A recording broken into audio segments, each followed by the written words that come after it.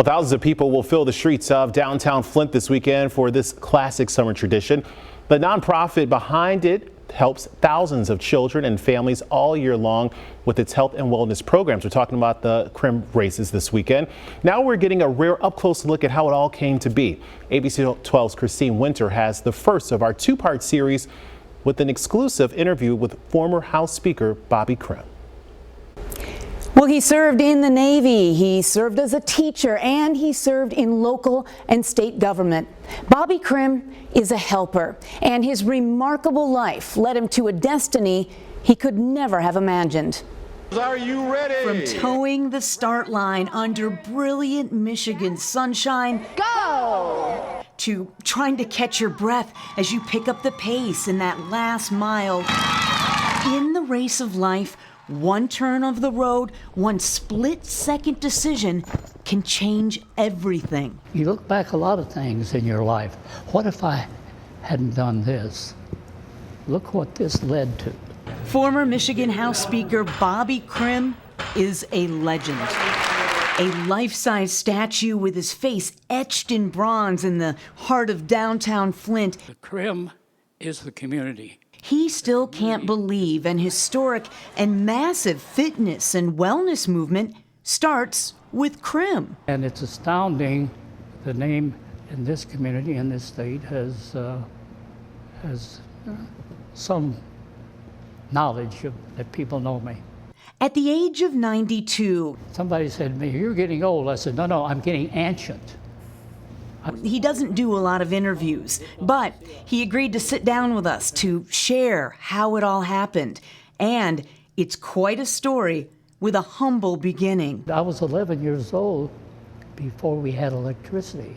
Growing up in Missouri, Bobby was raised by a single mom. My sister and I were the first ones to graduate from high school, but my mother was very big on education. Harry Truman was president, and a brand new Chevy cost about $1,500 when Bobby set his sights on Flint, Michigan. I had $6 in my pocket and took a job at General Motors. It was 1950, and the 18-year-old was broke, counting on that first paycheck. Didn't realize that there was a week waiting period, and I paid $4 for a room. A little bit of pocket change won't get you very far when you're in a new city with a hungry belly. It was time to get creative. He sees a restaurant, has an idea, and Bobby runs with it. I went in there one morning for breakfast, and I see all these dishes, everything on tables. And there's a pan there, so I started picking them up. And the guy said, "Boy, thanks."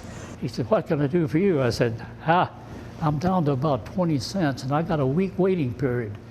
So he would give me $1 and a sandwich and a piece of fruit and a bag every day. Savvy from the start, Bobby worked for Buick, then served 4 years in the Navy before hitting the books through the GI Bill. With his love for learning and passion for politics and government, Bobby found his stride as a high school government teacher in Flint and Davison. If you're going to be effective or successful in anything in life, education is going to play a major role in that.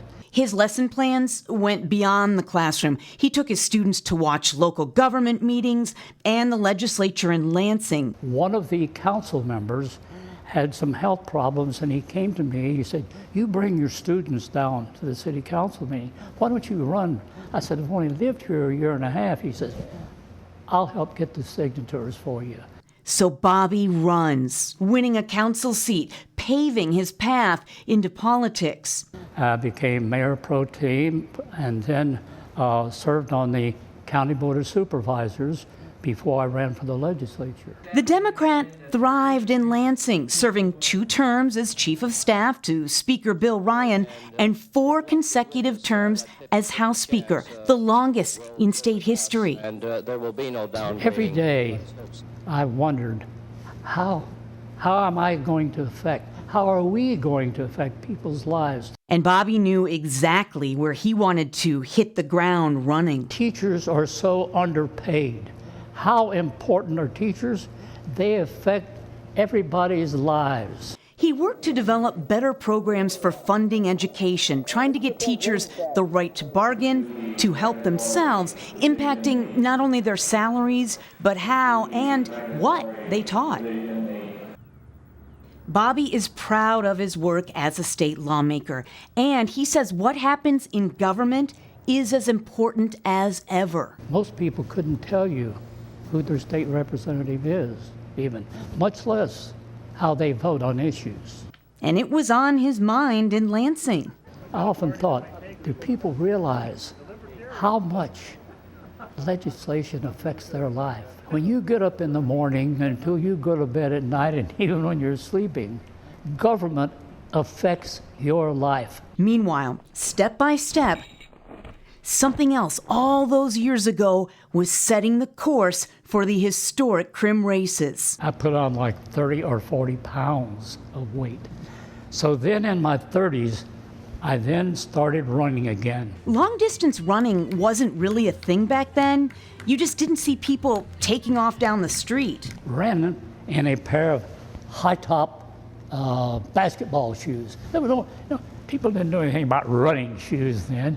Yet once again, Bobby runs and thrives. I got to where I was running a lot all over the country. Logging miles with no clue that many medals later, he'd hit the ultimate personal best, inspiring Flint's finest day.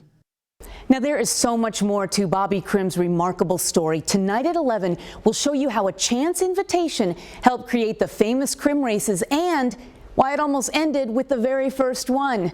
In the studio, Christine Winter, ABC 12 News.